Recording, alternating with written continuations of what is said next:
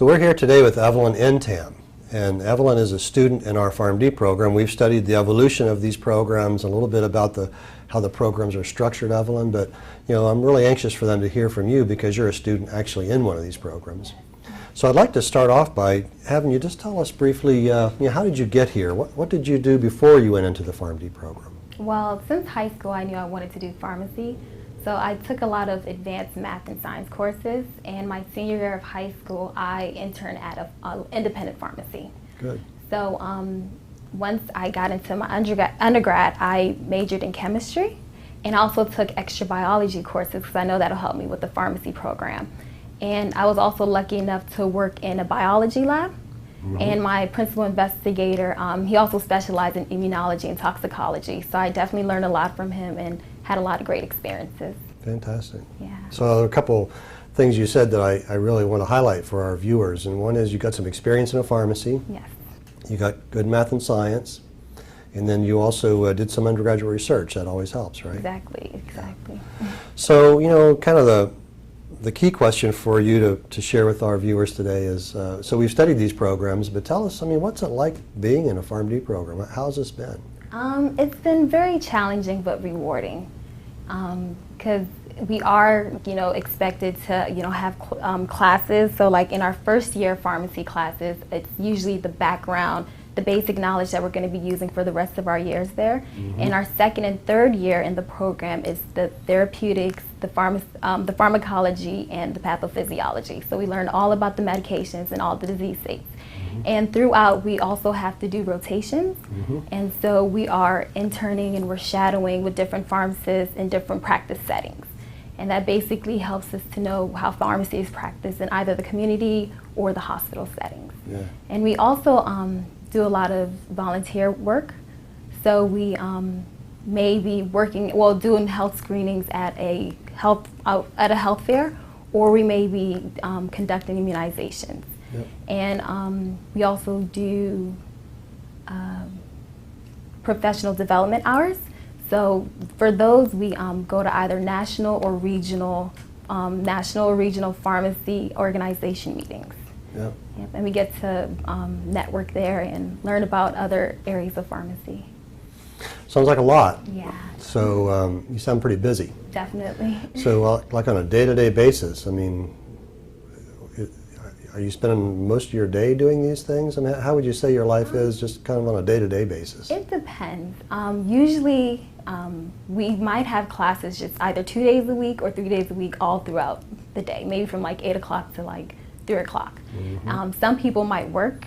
I know I did work during the school year, so I might work on the weekends or maybe pick up a day shift during the week. And the shadowing we might just have to do probably like 20 hours or 40 hours during the semester or the school year, and so we just try to fit that into our schedule. And the national meetings or the regional meetings is usually during a weekend, so we could usually plan for that. Yep.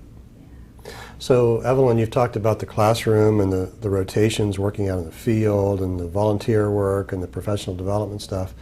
I know you've been active in student organizations as a student, and we've talked about professional organizations in our course, so we're trying to expose our viewers to what those are. But from your perspective as a student, how important has that been in terms of being a part of an organization like that? I think it's very important because as professionals, we need to advocate for our profession, and we also need to, like for instance, tell our lawmakers what laws need to be passed, that'll benefit us and also benefit our patients. And it's also good with networking because we're all, pharmacy is very small. I guess very small world, and some people don't know that, so it's really good to network. Because imagine if you want to find a job, you could, call a friend and be like, oh, I want to move to this area, what do you think? And it's really good. So it's important to get involved, isn't it? Very. So Evelyne, you're a little bit of a different sort of a PharmD student. You've been a very good student every step of the way, and I commend you for that. But you're also doing a combined degree program, and that's kind of unique, or at least not many people are doing them. And you're getting a PharmD combined with an MPH degree, or Master's in Public Health. So maybe could you just tell us, tell us a little bit about what you're learning in public health, and then, how do you see a connection between this public health world and the pharmacy world? Yeah.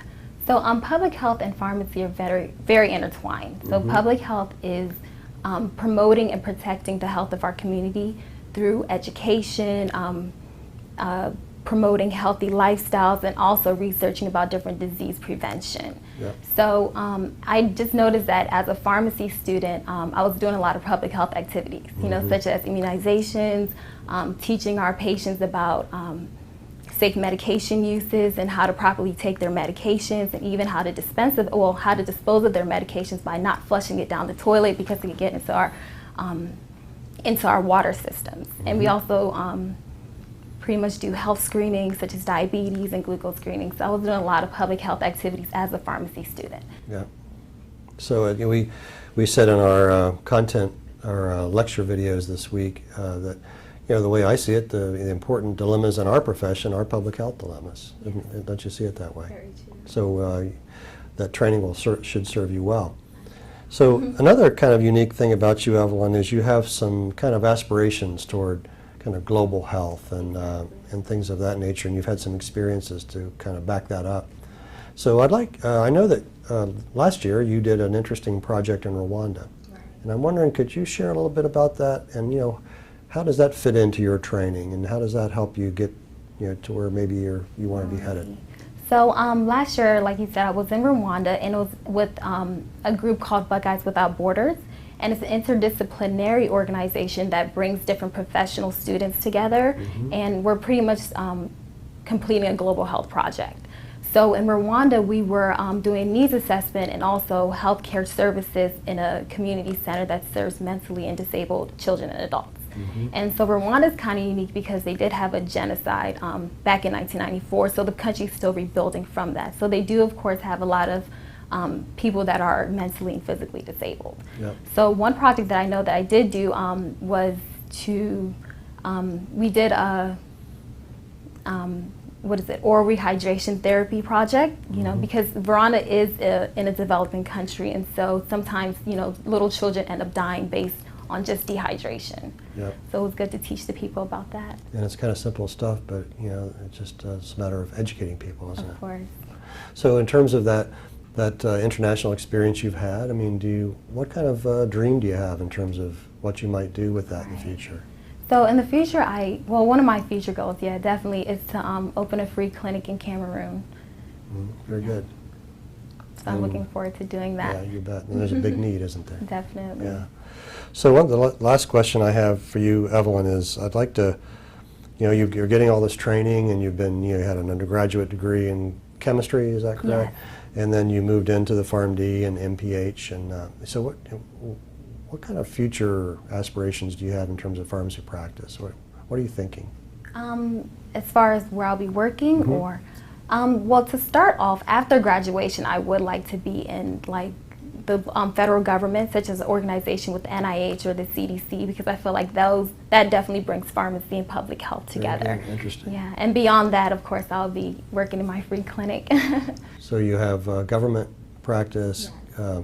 Now, correct me if I'm wrong, Evelyne, but I believe you're doing some rotations in some of those organizations. Yes. So could you describe that briefly? Okay, so one of my rotations will be at the NIH, and it'll be in an ambulatory care setting.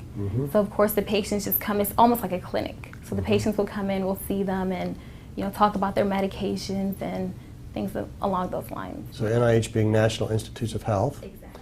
And you're going to be doing, so in your final year in the PharmD program, you'll be finishing your advanced pharmacy practice experiences, and one of those will be at NIH. Exactly. And so, go ahead. Oh, sorry, another one is also going to be at the FDA. Yeah, wonderful. So Food and Drug Administration. Exactly. I mean, so I guess it's an interesting point that students get academic training during the PharmD programs, they get a lot of experiential training, and if a student can do this right, you start to line up things in terms of what I'm headed toward doing. So you're wanting to work in national kind of governmental associations, and you're getting experience before you even graduate. Yeah. That's important, isn't it? Definitely. Well, Evelyne, it's been a real pleasure having you here, and it's been important for our viewers to hear from a student that's involved in the programs we're studying. And I congratulate you on all you've done already, and the future looks pretty bright. I wish you all the best. Thank you. I appreciate being here. It's my pleasure.